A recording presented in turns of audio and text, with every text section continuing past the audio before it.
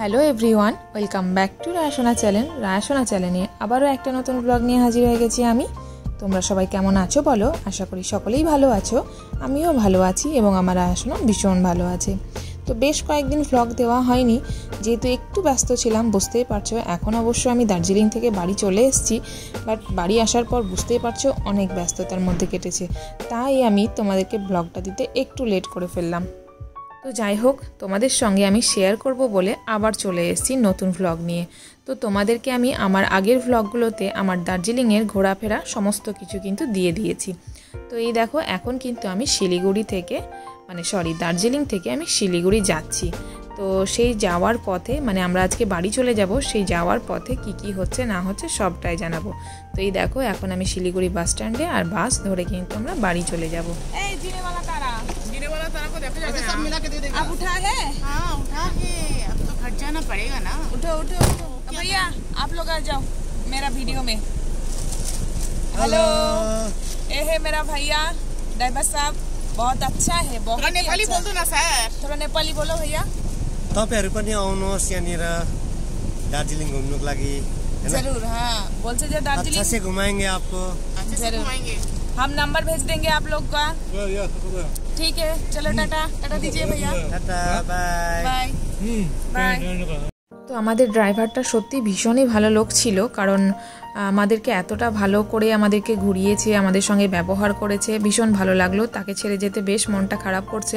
আর আমাদের পুচকে বাচ্চাগুলোকেও নিয়ে কিন্তু ও অনেক মজা করেছে। ও আবার আমার বাচ্চাদেরকে টাটা বাই বাই করে দিচ্ছে।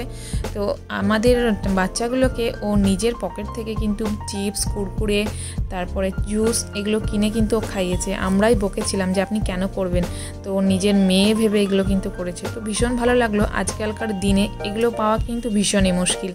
তো যাই হোক, ওকে ছেড়ে আসতে বেশ একটু মায়াই লাগছে বা কষ্টও লাগছে, কিন্তু ওর নাম্বার নিয়ে নিয়েছি, আমরা পরে ওর সঙ্গে কন্ট্যাক্ট রাখবো। তো এই দেখো, আমরা চলে এসেছি আমাদের বাসের কাছে, আর এই বাসের কাছে আমাদের সমস্ত লাগেজগুলো কিন্তু এখানে ভরে দেব। তো এখানে ভরার আগে আমি দেখি যে একটা বাইক ভরা, বাপরে বাপ, এর ভেতরে যে বাইক ঢোকা যায় বা মানুষ ঢোকা যায় আমি আগে কখনো দেখিনি। এই ফার্স্ট টাইমই দেখলাম যে এর ভেতরে এতটা স্পেস আছে।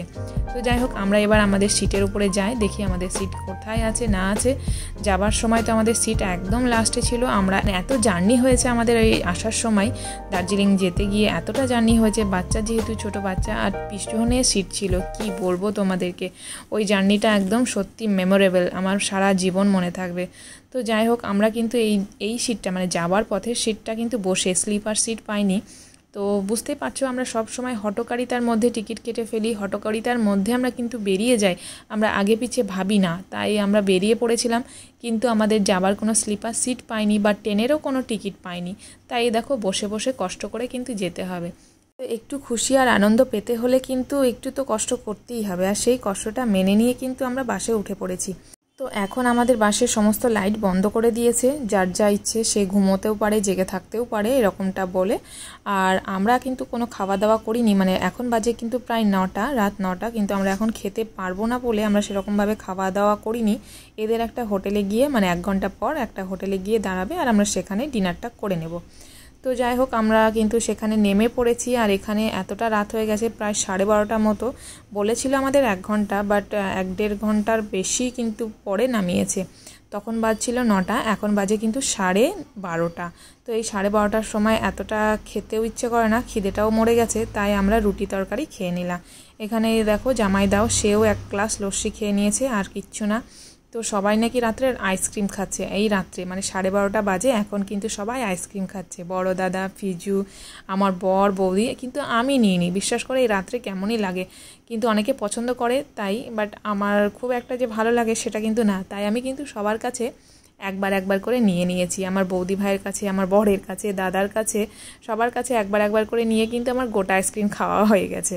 তো এই দেখো, আমার রায়াসোনা এখনও ঘুমোয়নি, ও কিন্তু কখন ঘুমোবে কি জানি। আমরা কিন্তু ভোর 4:30টায় আমার বাড়ির কাছে নেমে যাব। তো এইদিকে তো ফিজুরানি হাসতেই থাকছে, কারণ ওকে ভ্লগে নিয়ে আসলেই ও বেচারি হাসতেই থাকে। তো যাই হোক, ওকে একটু হাসিয়ে দিলাম, আর আমরা একসঙ্গে থাকলে এরকমইটাই মজা হয়। বেশ মন খারাপ করছে, কাল থেকে আর হবে না। এদিকে দেখো, ছোট বৌদি, ছোট দাদা এবং তার পুচকেটা সবাই কিন্তু আইসক্রিম নিয়েই বেরোচ্ছে। এদের যে কি ফেমাস আইসক্রিম আমি নিজেও জানি না, সকলেই কিন্তু এদের আইসক্রিমটা খেয়েছে এবং খাচ্ছেও। তো আমি শুধু একমাত্র আলাদা, কারণ আমি একদমই আইসক্রিম নিইনি, আমি একটা হাতে কোল্ড ড্রিঙ্কস নিয়ে নিয়েছি, সেটা খেতে খেতে যাব। তো এই দেখো তানিশা আবার কি সুন্দর হাঁড়ির মতো একটা আইসক্রিম নিয়েছে, ছোটো বৌদিও আইসক্রিম নিয়েছে, সেও খাচ্ছে। তো সবাই খাচ্ছে আর আমি তাকিয়ে তাকিয়ে দেখছি। আমি কিন্তু বাসে খাবো বলে নিয়ে নিয়েছি কোল্ড ড্রিঙ্কস। তো আমাদের বাসটা এখন ছেড়ে দিয়েছে আর সবাই মিলে কিন্তু উঠে পড়বো, কারণ আমাদের এই বাসটা মিস গেলে আর বাড়ি যেতে পারবো না। তো আমাদের বাসের নামটা দেখো আরাধনা। এই বাসটা কিন্তু বহরমপুর থেকেই ছাড়ে সোজা শিলিগুড়ি।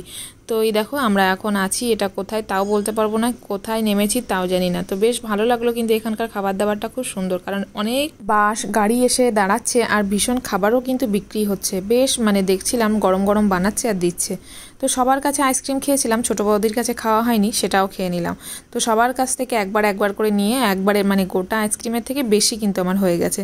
তো এই দেখো আমরা কিন্তু আবার উঠে পড়লাম বাসে, আর গ্রিন লাইট জ্বলছে। খাওয়া দাওয়া করে তো একদমই ঘুম আসতে চাইবে না, আর সত্যি আমাদের কিন্তু একটুও ঘুম হয়নি। তার মাঝখানে কিন্তু নেমে পড়লাম ভোর 4:30-র সময় ওমরপুরে। আর ওমরপুরে কিন্তু আমাদের গাড়ি দাঁড়িয়ে আছে, এখানে পুরো ফাঁকা রাস্তা, শুমশাম একদম, কোথাও কেউ নেই। তার মাঝে দেখো আমাদের গাড়িটা এসে ঠিক পৌঁছে গেছে আমাদেরকে পিক আপ করার জন্য। তো বেশ ভালো লাগে কেউ যখন আমাদের এরকমভাবে দায়িত্ব পালন করে। তো সত্যি এগুলো কিন্তু মনে রাখাই দরকার, কারণ এই 4:30-র সময় ভোরে উঠে এসে আমাদেরকে কেউ নিতে আসবে না। তো সত্যি দাদাটা ভীষণই ভালো। যখনই আমরা কোথাও যাই শুধুমাত্র এই দাদাটাকেই বলি, কারণ এই দাদাটা খুব দায়িত্ববান। কারণ যখন রাত 2টো বলি রাত 2টো, ভোর 4টে বলি ভোর 4টে, সব সময় কিন্তু আমাদেরকে নিতে যাওয়ার জন্য বা নিতে আসার জন্য প্রস্তুত। তো সব সময় কিন্তু আমরা এই দাদাটাকেই বলি আমাদেরকে নিয়ে যাওয়ার জন্য। তো আমরা এখন এই গাড়ি ধরে চলে যাব আমাদের বাড়ি। বেশ কয়েকদিন বাড়ি ছাড়া ছিলাম, তো এখন আমরা বাড়ি পৌঁছে যাব। তো আমরা যখন বাস থেকে নামলাম তখন তো সবাই মোটামুটি ঘুমিয়ে পড়েছিল, তাই সবার সঙ্গে দেখা হয়নি, মানে আমাদের গ্রুপের দলবলের সঙ্গে দেখা হয়নি। আমরা ওদেরকে না সাড়া দিয়ে চলে এসেছি, কারণ ওরা একটু ঘুমিয়েছিল, তাই ভাবলাম যে ওদেরকে না ডিস্টার্ব করেই নেমে যাই। আমাদের যে কন্ট্যাক্টর ছিল সেই বলল যে উমরপুর এসে গেছে, আপনারা নেমে যান। আমরা সোজা নেমে গেছি, আর এই দেখো গাড়িও ধরে নিয়েছি। তাই ওদের সঙ্গে আর দেখা হলো না শেষবারের মতো। তো যাই হোক ওদের সঙ্গে ফোনে কথা বলে নেব। তো মনটা একটু খারাপ লাগছে ওদেরকে ছেড়ে আসতে, আবার ভালোও লাগছে যে বাড়ি পৌঁছে গেছি। তো চলো আজকের মতো আমার ভ্লগ ভিডিওটা এখানেই শেষ করছি। দেখা হচ্ছে খুব শীঘ্রই পরের একটি ভ্লগে। আর তোমরা কিন্তু ভালো থেকো, সাবধানে থেকো, সুস্থ থেকো। তো চলো টাটা, বাই বাই।